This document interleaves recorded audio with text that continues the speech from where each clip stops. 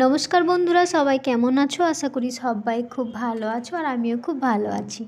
আমার চ্যানেলে তোমাদের সবাইকে অনেক অনেক স্বাগত। আমার সকল বন্ধুদেরকে জানাই শুভ বসন্ত পঞ্চমী। তোমাদের আজকের দিনটা কেমন কাটলো আমাকে অবশ্যই কমেন্টে জানিও। এই যে আমি রেডি হয়ে গেছি, এবার আমি মিমিকে রেডি করাচ্ছি। ওকে এইটুকু রেডি করাতে আমাকে কী যে ঝামেলা বহন করতে হয়েছে কি আর বলবো। ফাইনালি আমি ওর ড্রেসটা পরিয়ে ওর সাজটা কমপ্লিট করতে পেরেছি। এই যে মা আমি একেবারে রেডি হয়ে গেছি, এবার চলো পুজোর দিকে যাওয়া যাক। এই ছিল মিমির পাপাদের ক্লাবের পুজো, আর আমরা ওখানে চলে এসেছি সবাই। এই যে প্যান্ডেলটা দেখতে পাচ্ছ, ওরা নিজেরাই তৈরি করেছে, কোনো প্যান্ডেলওয়ালা এসে প্যান্ডেল বানিয়ে দেয়নি। যাই হোক, প্যান্ডেলটা কিন্তু সত্যি দারুণ হয়েছিল। এবারে থিম ছিল সাবসিডি। হ্যাঁ, এদিকে মিমির কথায় আসি। চারিদিকে এত পুজো হচ্ছিল, চারিদিকে মাইক ঢাক এত বাজছিল, ও বাড়িতে একটুও থাকতে চাইছিল না। সব সময় ও শুধু পুজোর দিকে চলে আসছিল। আমাদের পুষ্পাঞ্জলি দেওয়া হয়ে গেছে, এবার আমি এখানে বসে পড়েছি, কারণ মিমির এবারে হাতে খড়ি দেব। আর আমি যেই বসে পড়েছি, মিমি আমার কানে কানে এসে বলছে, মাম্মাম গান হচ্ছে, তুমি একটু নাচো। কি বলবো বলো, সবার সামনে এখন আমাকে নাচতে হবে। মায়ের মুখ কি অপূর্ব না। মিমি ব্রাহ্মণ ঠাকুরের কোলে বসে হাতে খড়ি করে নিয়েছে। এবার ব্রাহ্মণ ঠাকুর ওর কাছ থেকে স্লেটটা নিয়ে মায়ের পায়ে রেখে দিলেন। এবার মিমি আর মিমির পাপা দুজনে মিলে প্রণাম করে নিচ্ছে। আমি আগেই করে নিয়েছি। তারপর ব্রাহ্মণ ঠাকুর মিমিকে মাথায় হাত দিয়ে আশীর্বাদ করে দিলেন। এরপর আমাকে বললেন যে মিমিকে কোলে নিয়ে বসতে। তারপর ব্রাহ্মণ ঠাকুর যে লেখাটা লিখে দিয়েছিলেন মিমির হাত ধরে, ওটাই আমাকে আবারও মিমির হাত ধরে ওর ওপর লিখতে বললেন। তাই আমি ওটা লিখছিলাম। আর ব্রাহ্মণ ঠাকুর আমাকে জিজ্ঞাসা করলেন যে ওর পাপা কই। তার জন্য আমি পিছন ঘুরে দেখছিলাম যে ওর পাপা কোথায় গেছে। কিছু একটা কাজ পড়ে গেছিলো মনে হয়, ওই জন্য উঠে গেছিলো। তারপর আমি লেখানো শুরু করি, আর বলতে বলতে ওর পাপাও চলে আসে। এই যে তার পাপা, আমি আর মিমি তিনজনে হাত ধরে লিখছি। ওর পাপা লেখার সময় বলছিল অ আ বলতে, আর মিমিও কিন্তু মুখে অ আ বলছিল। চারিদিকে এত মাইক ঢাক বাজছে, তার জন্য আর আমি আওয়াজটা দিতে পারলাম না, কারণ কপিরাইট চলে আসবে। নতুন স্লেট পেয়ে মিমি এতটাই খুশি হয়েছে যে কি বলবো।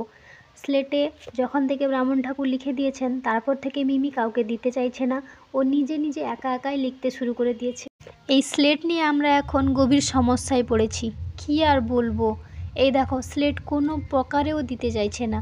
ব্রাহ্মণ ঠাকুর বলছেন যে স্লেটটা দিয়ে দাও, মায়ের কাছে রেখে দেওয়া হোক সন্ধ্যার সময়, নাহলে কাল সকালে এসে নিয়ে নেবে। কিন্তু ও একেবারেই রাজি নয়। তারপর অনেক কিছু ভুলিয়ে ওর কাছ থেকে স্লেটটা আলটিমেট নিতে পেরেছি। এই যে ব্রাহ্মণ ঠাকুর স্লেটটা পেয়ে খুবই খুশি হয়েছে। আমাদের পুষ্পাঞ্জলি আর মিমির হাতে খড়ি হয়ে গেছে, এবার আমরা চলে যাচ্ছি বাড়ি। পুজোর মণ্ডপ থেকে বাড়িতে এসে আমি ওকে এখন বাগানে নিয়ে চলে এসেছি। একটু ছবি টবি তোলার ছিল। এই যে দেখো, সব ক্যামেরাম্যানরা কিন্তু পৌঁছে গেছে। আর দেখো, মিমি কিন্তু ক্যামেরা দেখে পোজ দেওয়া শুরু করে দিয়েছে। এরপর ছাদে এসে ওর মেয়ে দিদিদের বাড়িতে সরস্বতী পুজো হয়েছিল। আর এই যে আমাদের ছোট্ট সরস্বতী ঠাকুরকে বলো, সরস্বতী মায়ের কাছে বসে গেছে।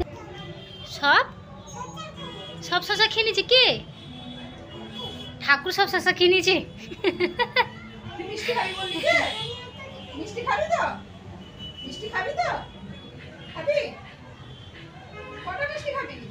দাও তো, দাও তো, বলো।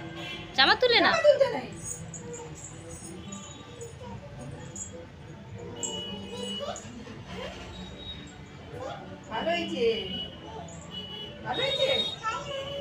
তোমার বই কই? তোমার বই কই? তোমার বই? এই তো বইতে ফুল দেওয়া হয়েছে না। আচ্ছা, তোমাদের সরস্বতী পুজো কেমন কাটলো? মিমির সরস্বতী পুজো তো এইভাবেই কাটলো, তোমরা সবাই দেখতে পেলে। আর আমার ছোট্ট বন্ধুদের কার কার হাতে খড়ি হলো মিমির মতন, এটাও কিন্তু কমেন্টে জানিও।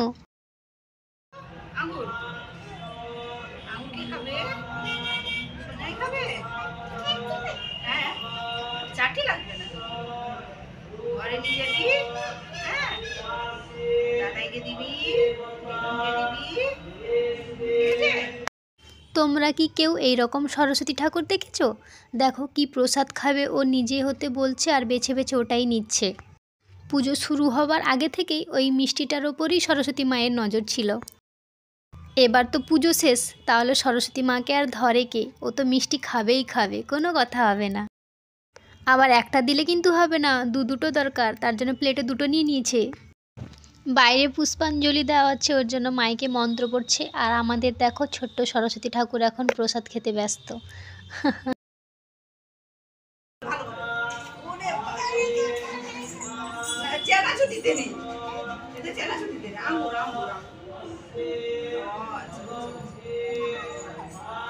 বাবা গ্রেপস মানে কি বলে দাও দিদুনকে? গ্রেপস মানে কি? কোনটা আঙ্গুর? এটা আঙ্গুর।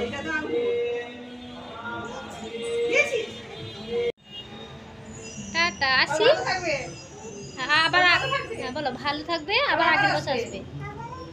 হ্যাঁ, এই যে ছোট্ট সরস্বতী মা এখন খেলতে বসছে। মিমিকে এই সাজে কেমন লাগছে তোমরা অবশ্যই কমেন্টে জানিও। আজকের মতো ভিডিওটা এই পর্যন্তই, টাটা।